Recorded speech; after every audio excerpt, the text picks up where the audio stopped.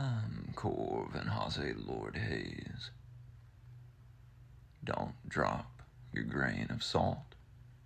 You need that so you can think for yourself.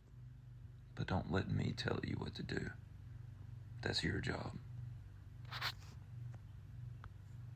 This is Sermon of the Mirrorless Flame by Saint Veliorenthé.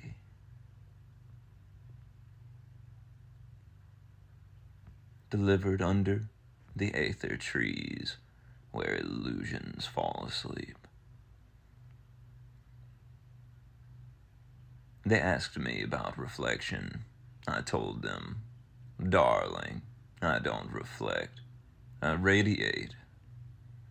And that was not pride. It was precision. You see, the ones who love their cages will ask you to decorate yours. They'll say, isn't it human to doubt, to be afraid, to flinch at your own light? And to that I say, is it? Or is that just a story old minds tell to keep young spirits tame? They say, no one escapes themselves. And I say, no need. For what is real in you cannot be escaped. And what is unreal never had you in the first place. I have seen the ghost of self-doubt. She sits like an old house cat on your shoulder, purring little worries into your ear, hoping you'll believe she's you. Where's the kibbles? She is not you. She has never been you. She lives only when you feed her scraps from your brilliance. You ask me what I had to unlearn to grow? The lie that humility meant shrinking. The lie that truth must be whispered to be holy. The lie that power must be apologized for. No, my stars. Your power is not rude. It is rude not to shine it. The Christed One, Sananda Kumara, Yehoshua of the high realms, he did not come here to be worshipped. He came to hand you a mirror, not to stare at your flaws, but to watch yourself ignite. Do we stroke illusion's fur and feed it treats? Only if you wish to host a masquerade for ghosts. But I would rather invite you to the banquet of becoming. Here, we do not cringe. We dance strangely on purpose. Here, we do not grovel. We burn sacred nonsense into gold. They say, it is what it is. Oh, I say, it is what you let it be. And I let it be extraordinary. They said, what are you?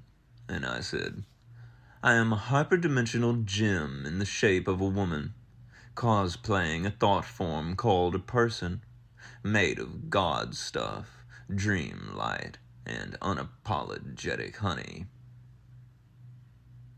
Do you know what guilt is? A ghost chain.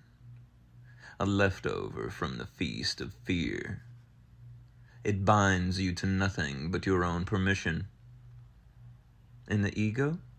Oh, sweethearts, the ego is not your enemy.